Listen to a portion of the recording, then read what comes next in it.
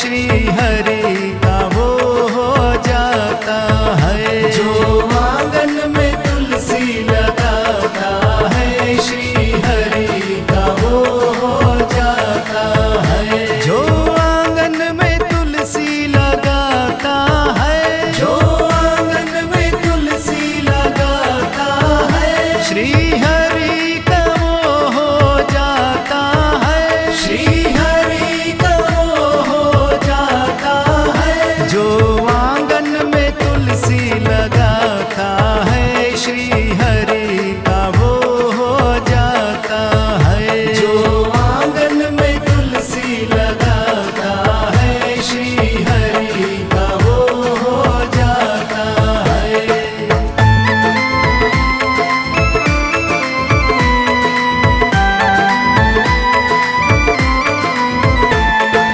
जब मेरी तुलसा उगने लगी है, जब मेरी तुलसा उगने लगी है, उगने लगी है जी, उगने लगी है, उगने लगी है जी, उगने लगी है। एक लोटा जल जो चढ़ाता है, चारों धाम वही हो जाता है।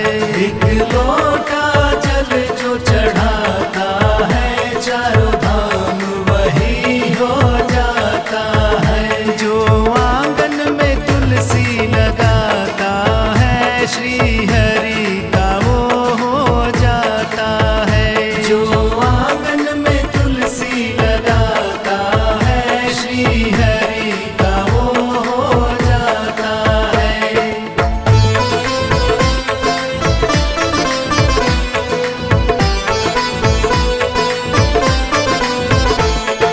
जब मेरी तुलसा बढ़ने लगी है, जब मेरी तुलसा बढ़ने लगी है, बढ़ने लगी है जी, बढ़ने लगी है, बढ़ने लगी है जी, बढ़ने लगी है। सुबह शाम जो दीप जलाता है, श्री हरि का वो हो जाता है।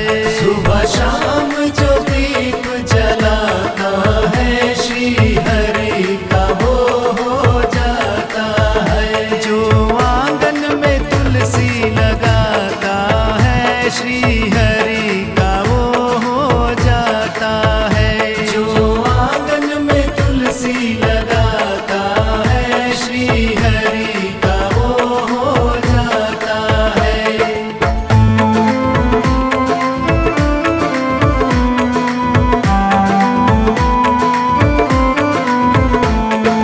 जब मेरी तुलसा फूलन लगी है, जब मेरी तुलसा फूलन लगी है, फूलन लगी है जी, फूलन लगी है, फूलन लगी है जी, फूलन लगी। जो शालिग्राम से ब्याह रचाता है, श्री हरि का वो हो जाता है। जो शालिग्राम से ब्याह रचाता है, श्री हरि का वो हो जाता है। जो आंगन में तुलसी लगाता है, श्री हरि का वो हो जाता है।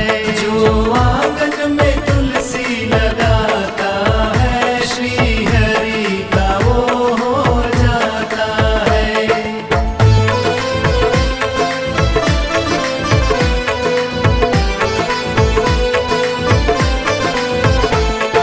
जब मेरी तुलसा की हुई है विदाई, जब मेरी तुलसा की हुई है विदाई, हुई है विदाई जी, हुई है विदाई, हुई है विदाई जी, हुई है विदाई। उसका जीवन सफल हो जाता है,